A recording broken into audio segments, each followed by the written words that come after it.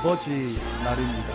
매년 5월 둘째 주일은 어머니 날로 지키고 매년 6월 셋째 주일은 아버지 날로 지키고 있습니다. 어머니 날처럼 떠들썩한 분위기는 아니지만 그래도 아버지 날을 통하여 아버지의 존재에 대해서 그 의미에 대해서 이렇게 돌아보고 또 베풀어 주신 그 은혜에 감사하는 아주 좋은 그런 날이라 생각이 듭니다. 평상시에도 늘 그래야 하지만 특별히 아버지 날을 맞아서 모든 아버지들의 노고에 감사를 드리고 또 하나님의 위로와 평안 그리고 축복하심이 이 말씀을 듣고 있는 모든 아버지들에게 충만히 임하기를 간절히 기도합니다. 오늘 아버지 날을 맞아서 나누고 싶은 말씀은 아버지 다윗에 대한 말씀입니다. 특히 그 중에서도 아들의 죽음으로 인해서 울부짖는 아버지 다윗에 대한 말씀을 우리 함께 좀 나누도록 하겠습니다. 이 말씀을 통해서 아버지의 존재에 대해서 또 그 의미에 대해서 좀 더 깊이 생각해보는 그런 시간이 되면 좋겠습니다. 오늘 본문 말씀을 좀 보시면은요, 울부짖는 다윗의 모습을 볼 수가 있습니다. 아들 압살롬의 죽은 소식을 들은 아버지인 그가 슬픔에 못 이겨서 울부짖는 모습이 나옵니다. 33절 말씀입니다. 제가 말씀을 한번 읽어보겠습니다. 왕의 마음이 심히 아파 문 위층으로 올라가서 우니라. 그가 올라갈 때에 말하기를 내 아들 압살롬아, 내 아들 압살롬아, 차라리 내가 너를 대신하여 죽었다면 압살롬 내 아들아 하니라. 다윗은 이 죽은 아들을 생각하면서 지금 울부짖고 있습니다. 여기 보시면은 다윗이 얼마나 크게 슬퍼하고 있는지 여러 표현들이 나오는데요. 마음이 심히 아파 그리고 우니라. 근데 이렇게만 우는 게 아니라요, 올라가면서 내 아들아, 내 아들 압살롬아 라는 표현을 5번을 반복해서 사용하면서 압살롬을 부르고 있습니다. 이 지금 다윗의 마음이 어떠한지를 잘 표현하고 있는데요, 단순히 아파하고 우는 정도가 아니라 지금 절규하고 있습니다. 내가 죽었어야 하는데 라고 말하면서 그렇게 슬퍼하고 있다 하는 거죠. 이런 모습은 너무 당연한 거죠. 어느 아버지든 아들을 잃어버린 상황에서는 이런 모습을 보일 겁니다. 그러나 여러분, 이런 지금 다윗의 울부짖는 이 모습은 단순히 아들이 죽었기 때문에 슬퍼하는 그 정도가 아니라는 것을 우리가 잘 들여다볼 수 있어야 합니다. 그 안에 담겨 있는 그런 의미가 있습니다. 지금 다윗의 마음속에 담겨 있는 그 의미가 지금 겉으로 표출되고 있는 겁니다. 우리가 이 부분까지 들여다볼 수 있어야 합니다. 아버지 다윗의 울부짖음 속에 담긴 아버지의 진정한 의미와 그 뜻을, 그 마음을 오늘 우리 함께 좀 들여다보면 좋겠습니다. 몇 가지로 좀 구분해서 한번 보도록 하겠습니다. 먼저 우리가 볼 수 있는 것은요, 이 아버지의 기본적인 마음이 어떠한가를 우리 다윗의 이 울부짖음을 통해서 볼 수가 있습니다. 이 본문의 배경을 보시면 그냥 아들이 죽었구나 라는 그런 단순한 상황이 아니라는 것을 우리가 잘 알 수가 있습니다. 그걸 봐야 되는데요, 지금 이 죽은 압살롬은 어떤 아들입니까? 반역자입니다. 반역자. 왕인 아버지 다윗을 몰아내고 자신이 스스로 왕이 된 반역자입니다. 거기서 멈추는 것이 아니라 이 아버지를 죽이려고 혈안이 되어 있는 그런 사람입니다. 다윗을 어떻게든 지금 죽이려고, 아버지인데도 불구하고 지금 죽이려고 하고 있다는 거죠. 아들이란 말을 갖다 붙이기가 좀 안 좋을 정도로 천륜을 어긴 페류나에 가깝습니다. 아니, 페류나입니다. 왜냐하면 그의 아버지들의 후궁을 욕보이기까지 하는 그런 아주 정말 할 수 없는 그런 일을 저지른 사람입니다. 이런 압살롬에 대해서 다윗의 부하들이 어떻게 생각하는지를 보면 그가 어떤 사람인지를 알 수가 있습니다. 다윗의 부하들은 압살롬은 당연히 죽어도 되는 사람으로 생각했습니다. 어느 정도냐면요, 상관인 다윗 왕이 그 부하들에게 압살롬과 전투를 하러 나갈 때에 이렇게 부탁을 했습니다. 내 아들 압살롬만은 살아서 데려와 달라고 이야기를 했습니다. 이건 명령이면서도 부탁이죠. 간절한 마음으로 특별히 부탁을 했습니다. 내 아들 압살롬은 살아서 데려와 달라고. 근데 군대 장관인 요압은요, 이 다윗의 이 명령, 이 부탁을 전혀 고려하지를 않습니다. 압살롬을 보자마자 거침없이 그를 죽여버립니다. 여러분, 이 요압이 그 다윗의 말을 잘 듣지 않는 그런 부하였다. 뭐 일부분은 그렇지만요. 그렇다 하더라도 그 정도는 아니었거든요. 근데 그렇게 자기의 상관인 다윗이 이렇게까지 부탁하면서 살려서 데려와 달라고 이야기했는데 고민하지 않고 죽여버렸다? 어떻게 이렇게 행동했을까요? 그만큼 당연히 죽어야 되는 사람, 죽여도 되는 사람, 아들이면 이렇게 하면 안 되는 사람, 절대로 살려두면 안 되는 사람, 심지어는 다윗이 그러면 안 된다고 하더라도 죽여야 되는 사람, 이 정도로 생각하고 있는 거죠. 그 내용을 쭉 보면 그렇게 여기고 있다는 것을 알 수가 있습니다. 이런 압살롬이 죽었다는 거죠. 자, 그러면 다윗은 어떻게 반응하는가? 이 압살롬의 죽음을 통해서요. 근데 그 반응을 보면요, 이 부하들이 전혀 이해할 수 없는 그런 반응을 보이고 있습니다. 그 압살롬의 죽음으로 인해서 절규하면서 울부짖고 있다 하는 거죠. 이 압살롬의 소식을 듣는 앞에 28절부터 쭉 과정을 보면은요, 굉장히 아이러니한 모습이 지금 나타나고 있어요. 그냥 보고하는 정도가 아니라요. 지금 이 상황이 어떤 상황이냐면 자신을 죽이기 위해서 군사를 끌고 압살롬이 쳐들어온 상황이에요. 지금 이 전투는 어떤 전투냐면 다윗을 죽이려고 하는, 만약에 여기에서 패배되면 어떻게 됩니까? 다윗이 죽을 수 있는 그런 상황입니다. 그런 전투입니다. 그런 전투의 상황에서 지금 이 사람들이 소식을 전하고 있는 거예요. 어떤 소식을 전하고 있습니까? 적을 죽였다. 반역자가 제거됐다. 이건 뭡니까? 전쟁에서 승리했다는 소식이죠. 반역자가 제거됐기 때문에 이제 뭐가 되는 거예요? 다시 왕으로 복귀할 수 있는 그런 소식을 지금 전해주고 있는 거죠. 근데 다윗은 이 소식을 들으면서 전혀 그 소식에는 관심이 없습니다. 오직 그는 뭐에만 관심이 있습니까? 아들이 죽었는지에만 관심이 있다 하는 거죠. 그리고 그 아들이 죽었다니까 어떻게 되는 겁니까? 울부짖는 반응을 보이고 있는 거죠. 여러분, 이런 상황으로 인해서 어떤 상황이 벌어지냐면요, 다윗이 울어버리니까 그 상황이 어떻게 됐냐면 승전 소식을 전하는 그 사람은 슬픈 소식을 전하는 사람이 돼버렸습니다. 지금 승리했다는 소식으로 인해서 모두 다 축하하고 기뻐하면서 이겼구나라고 축하해야 될 그 상황을 어떻게 만들어 버렸냐면요, 왕의 눈치를 보면서 마치 죄를 지은 것 같은 행동을 하게 지금 만들어 버렸다는 거죠. 이 다윗의 반응으로 인해서요. 다윗의 울부짖음이 이런 의미가 있다는 거죠. 어떻게 이럴 수가 있는가? 이 부하들의 입장에서는 정말 이해하기 힘든, 받아들이기 힘든 반응을 지금 다윗이 보이고 있습니다. 어떻게 이럴 수가 있을까요? 그게 바로 아버지 마음이에요. 뭐 다른 이유가 뭐 있겠습니까? 아버지는 원래 그렇습니다. 아버지의 마음은 원래 그렇다는 거죠. 아들의 죽음의 소식을 듣고 당연히 잘 됐구나라고 그렇게 반응하는 그런 아버지는 없습니다. 누구든 아들의 소식을 들으면, 아들의 죽음 소식을 들으면 다윗처럼 행동하게 돼 있습니다. 아들의 모습이 어떠하든지 그 죽음을 보고 아무렇지 않은 아버지는 없기 때문에 그렇습니다.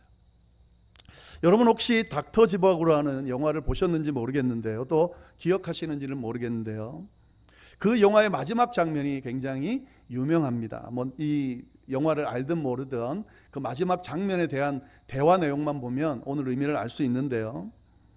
이 주인공 유리 지바고라는 사람이 있고 그 이복 동생이 있는데 이 사람은 장군입니다. 예브 그라프라고 하는 장군이에요.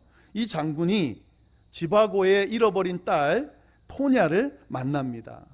그러면서 그 아버지가 닥터 지바고라는 걸 알아고 알려주는 내용인데 마지막에 대화하는 내용입니다. 이 토냐는 어릴 때 아버지도 어머니도 다 잃어버렸고 헤어졌기 때문에 고아로 살았어요.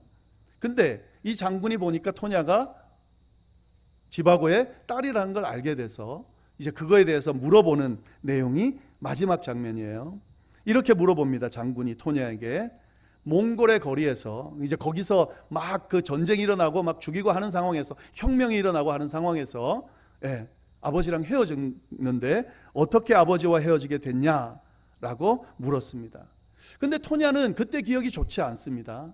그래서 그 사실에 대해서 알려주려 하지를 않습니다. 계속 물어보니까 그때 불이 나고 막 서로 도망치고 죽이고 막 하는 그런 혁명 중이었기 때문에 아버지와 헤어지는 것은 당연하다라는 식으로 얼버무리면서 말했습니다. 근데 이 장군은 정확히 알고 있기 때문에요. 다시 물어봤습니다. 헤어진 진짜 이유가 뭐냐고. 그랬을 때 이 토냐가 이야기했습니다. 자기가 말하고 싶지 않은 이야기를 진심을 털어놓는 거죠. 뭐라 그랬냐면 사실은 아버지가 내 손을 놔버렸습니다. 그래서 헤어지게 됐습니다. 이 토냐의 입장에서는 아버지가 자신을 놔버린 거예요. 그래서 고아가 된 거예요. 버림받았다고 생각하는 거예요. 이 이야기를 하는 토냐에게 장군이 이렇게 말합니다. 내가 진실을 가르쳐 주봐. 그때 네 손을 놓은 빅터 코마로브스키라는 사람은 너의 아버지가 아니었다. 만약 너의 아버지는 닥터 지바고다. 그러면서 이런 이야기를 합니다. 만약에 닥터 지바고가 너의 친아버지였다면, 그때 그 친아버지였다면 아무리 거리에 불이 나고 어수선하고 전쟁이 일어나고 누가 죽이고 혁명 와중이라 할지라도 절대로 너의 손을 놓지 않았을 거다라고 이야기를 합니다. 여러분, 제대로 된 아버지라면 당연히 그렇습니다. 자식의 손을 먼저 놓는 일은 절대로 없습니다. 부모님의 모습이 바로 이런 겁니다. 비록 반역을 저지르고 자신을 죽이려는 아들일지라도 자신보다 먼저 죽은 아들의 소식을 듣고 아무렇지도 않을 아버지는, 그런 어머니는 없기 때문에 그렇습니다. 그러니까 누가 뭐라고 하든 어떤 상황이든 울부짖을 수밖에 없는 거죠. 이게 바로 아버지라는 거죠. 우리의 아버지가 그런 존재입니다, 여러분. 그 아버지의 마음을 다시 한번 잘 생각해 보시면 좋겠습니다. 아버지에 대해서 생각할 때에 이런 감사의 마음을 한번 생각하면서 가지시기를, 표현하시기를 바랍니다. 자, 그리고 이게 이제 기본적인 아버지의 마음을 우리가 들여다본 거고요. 근데 이제 또 한 가지 들여다볼 것이 있는데, 이 아버지 다윗의 울부짖음 안에 어떤 마음이 또 담겨 있냐면 아들에 대한 미안함과 죄책감의 마음이 이 안에 담겨 있다는 것을 볼 수가 있습니다. 다윗은 한 가지 늘 염두에 두면서 잘 알고 있는 내용이 있는데요. 자기의 집에서 일어나고 있는 일들, 또 자녀들에게 일어나고 있는 일들, 죽이고 다투고 하는 이 일들이 모두 자신의 죄로 인한 결과라는 사실을 알고 있었어요. 밧세바를 범하고 자신의 충직한 부하를 죽인 다윗은 하나님으로부터 그에 대한 심판을 받게 됐습니다. 하나님께서 이렇게 말씀하셨습니다. 사무엘하 12장 10절 12절 말씀.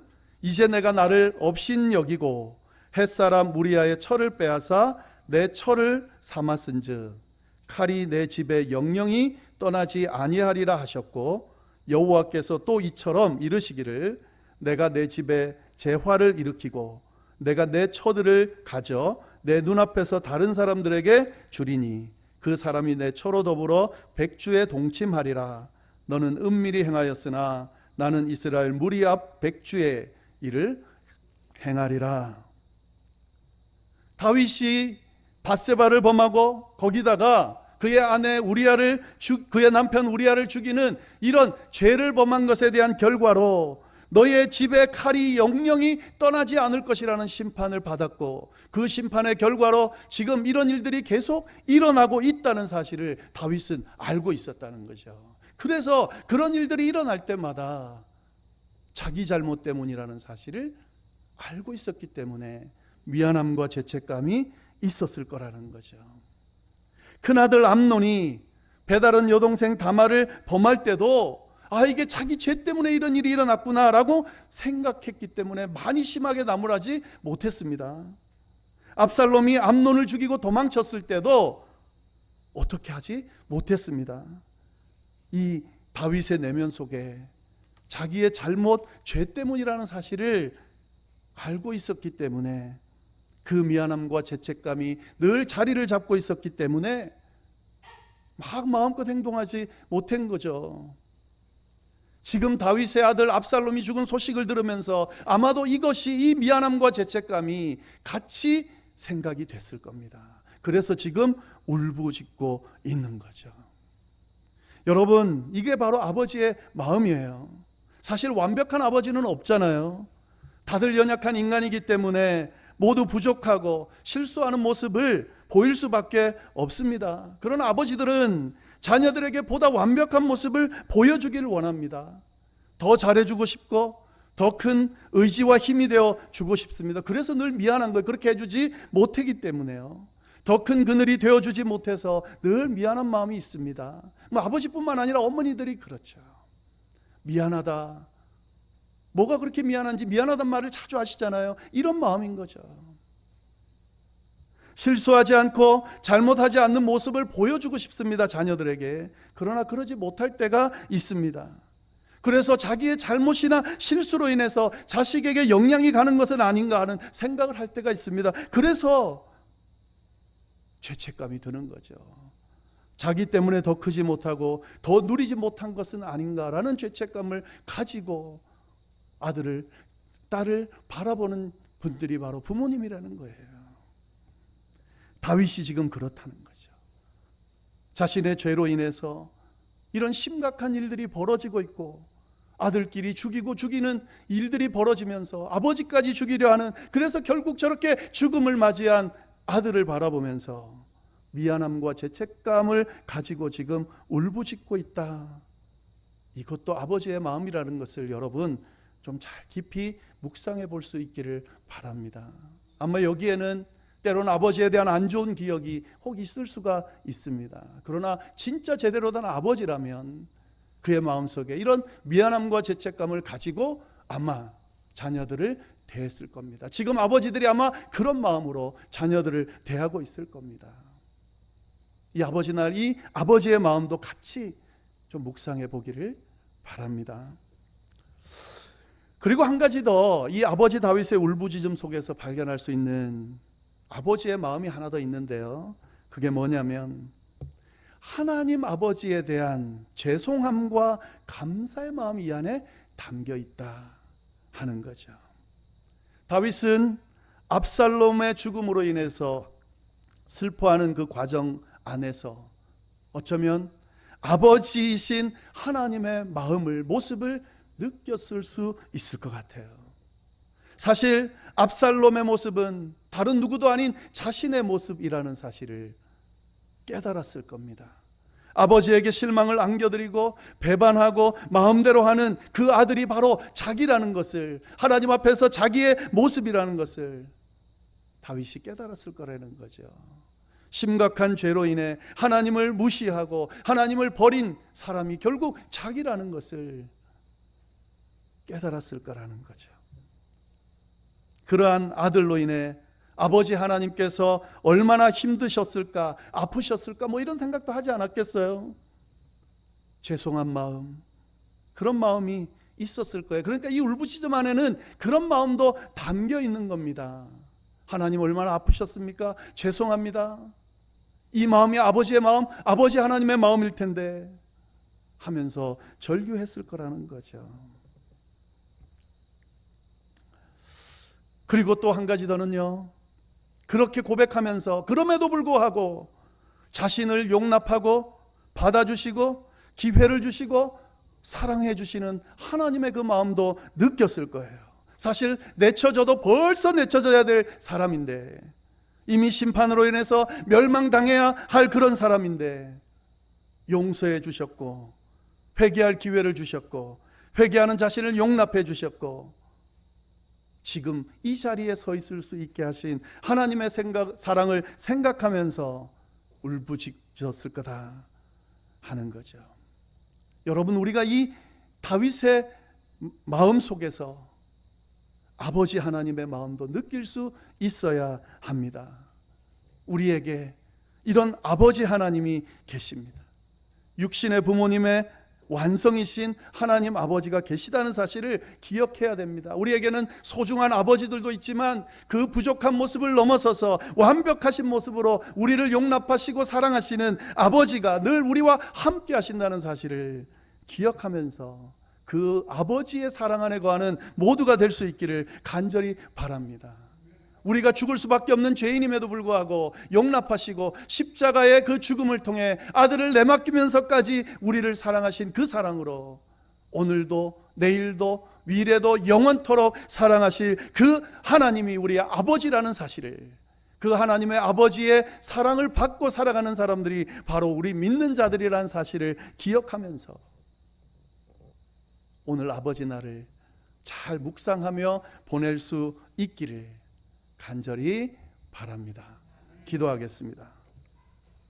우리 시간에 함께 기도하면 좋겠습니다. 하나님, 우리에게 아버지 주심을 감사합니다. 어떤 모습이든 그가 나의 아버지였음을 감사하고 그 감사의 고백을 드리면 좋겠습니다. 또 한 가지 더는 아버지로서 정말 아버지다움을 잃지 않는 우리가 되게 해달라고 그렇게 기도하면 좋겠습니다. 그리고 한 가지 더는 아버지 하나님, 나의 하나님이심을 감사합니다. 그 아버지의 사랑 안에 늘 거하는, 기억하고 잊지 않는 우리가 되게 해주십시오. 이 시간에 우리 함께 잠시 기도하겠습니다.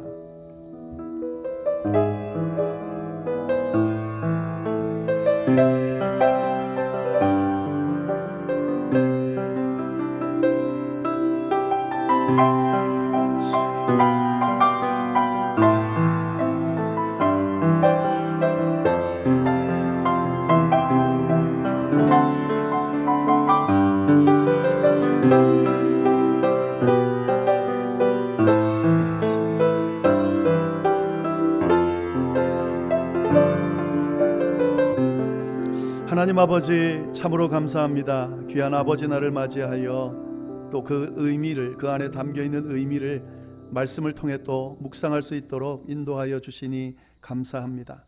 저희에게 허락하신 아버지, 부모님, 하나님 감사를 드립니다. 그들이 계셨기 때문에 오늘의 저희가 있다는 사실을 우리가 잊지 않게 하여 주시고, 그의 모습이 어떠하든지 우리가 그 아버지로서, 어머니로서의 존재를 기억하며 늘 감사하는 마음으로 살아가는 저희가 될 수 있도록 인도하여 주옵소서. 저희를 아버지로 또 어머니로 세워주셔서 감사합니다. 주님이 맡겨진 일을 부족하지만 잘 감당하는 저희가 될 수 있도록 주여 역사하여 주옵소서. 특히 아버지 하나님, 우리의 아버지 하나님 되어주셔서 감사합니다. 넓으신 팔로 우리를 늘 품어주시며 우리를 이끌어주시는 그 사랑 안에 머무는 우리 모두가 될 수 있도록 주여 역사하여 주옵소서. 함께 해주시기를 간절히 바라고 살아계신 예수님의 이름으로 기도드립니다. 아멘.